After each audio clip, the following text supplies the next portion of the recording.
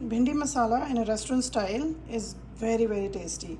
This is a very popular restaurant in our town and we go there often. As vegetarians, this is one of my favorite to order. Let me show you how to make it, and this is very close to their taste.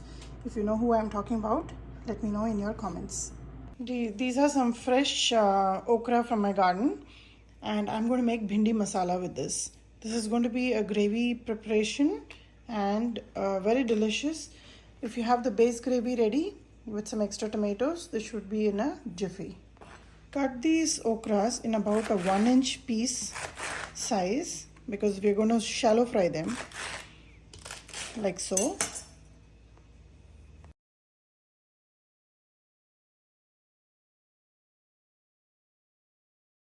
I've taken my large cast iron pan here and I've added about 1/4 cup of oil, and I'm going to fry these okra till they are nicely done.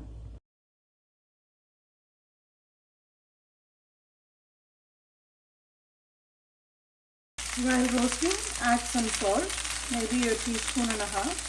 This will help for the okras to cook and become nice and crisp. Once the okra has roasted to a nice crispy brown, you can turn it off. Now you have an option to fry them, but I'm not frying them. And this cast iron kadai, the pan that I'm using, actually makes it nice and crisp. So I'm going to stop at this stage and I'll show you how to make the gravy for this. I've taken about 3 large tomatoes in my mixie jar and I'm going to puree this. Take a heavy bottom kadai and I have about 3 tablespoons of oil in it. This dish is a little greasy but very delicious. So once in a while this indulgence is okay. So for cumin, I've added some cumin seeds for tadka and I will add the pureed tomatoes. Cook the tomatoes till the oil starts to separate on the sides.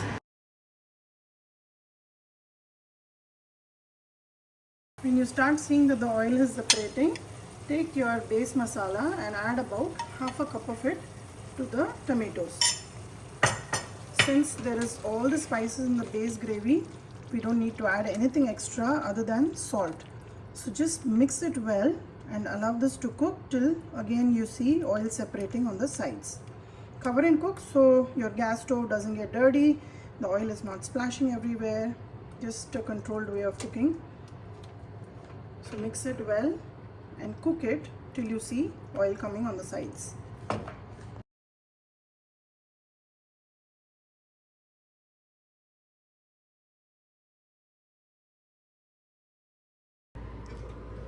You can notice that the oil has separated really nice and it has the texture of what you see in the restaurants.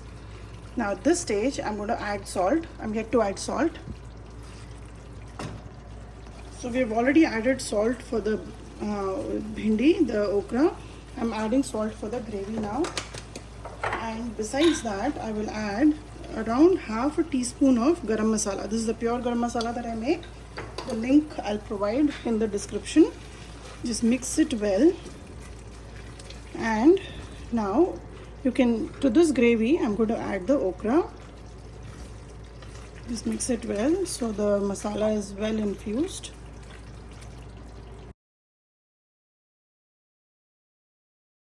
The gravy is almost done, but we are going to give it a little bit more water and make it into a texture that is perfect for parathas and naan and even with jeera rice. So add just a little bit of water, very little, and we are going to cook it under cover till you see the oil separating on all the sides, just like how we saw when the gravy was done.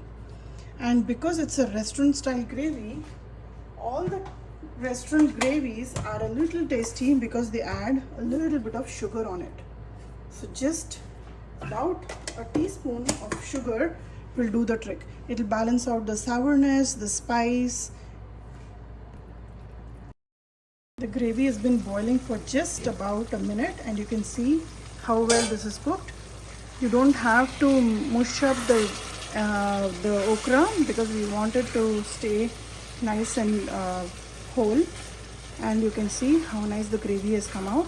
Adding sugar gives a nice little glaze and gives it a good aftertaste. This is ready and I'm going to serve it up. Restaurant style Bhindi masala is ready. Give this recipe a try and let me know how this turned out for you.